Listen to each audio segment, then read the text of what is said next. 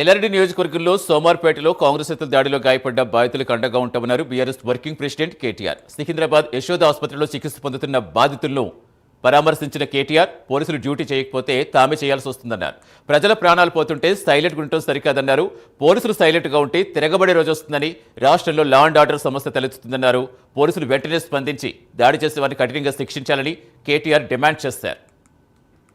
అధికారులుగా ఉండే ఐపీఎస్ అధికారులకు నేను గుర్తు చేస్తా ఉన్నా, అట్లాగే పోలీస్ అధికారులు కింది స్థాయిలో ఉండేవాళ్ళు వాళ్ళకు కూడా నేను గుర్తు చేస్తా ఉన్నా. మీకు జీతం ఇస్తున్నది, మీకు జీతాలు ఇస్తున్నది ప్రజల సొమ్ముతో తప్ప కాంగ్రెస్ పార్టీ సొమ్మో రేవంత్ రెడ్డి ఇంట్లో సొత్తో మీకు జీతం ఇవ్వట్లేదు.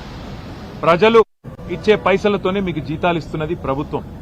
కానీ ఈరోజు అదే ప్రజల ప్రాణాలు పోతుంటే, అదే ప్రజల ప్రాణాలు తీసే ప్రయత్నం కొంతమంది గూండాలు రౌడీలు చేస్తుంటే మీరు ఈ రకంగా చేష్టలుడిగి చేతగాని వాళ్ళలాగా చూస్తూ ఉంటే ఇది పద్ధతి కాదు. ఇక మేము కూడా మీరు ఈ రకంగానే నిశ్చేష్టులుగా చూస్తుంటే, ఏ యాక్షన్ కూడా తీసుకోకుండా ఇట్లనే గమ్మున ఉంటే మరి మేము కూడా తిరగబడే రోజు వస్తుంది. రాష్ట్రం మొత్తంలో కూడా శాంతి భద్రతల సమస్య వస్తుంది. గుర్తుపెట్టుకోండి. ఇప్పుడు భారతి గారు ఇప్పుడు నిజంగా కూడా చాలా సీరియస్ కండిషన్లో ఉన్నారు.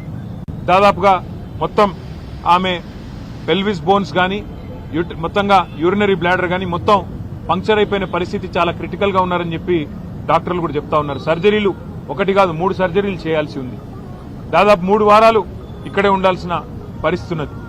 కాబట్టి ఖచ్చితంగా నేను ప్రభుత్వాన్ని డిమాండ్ చేస్తా ఉన్నా, మీరు వెంటనే స్పందించి ఏ కాంగ్రెస్ కార్యకర్తలైతే కిరాతకమైన ఈ పనికి ఒడిగట్టినరో వారిని అటెంప్ట్ మర్డర్ కింద ఒక్కరినే కాదు 4-5 కలిసి చేసినారు. ఇది చేసిన వాడు ఒకడు, చేపించిన వాడు 4-5 ఉన్నారు.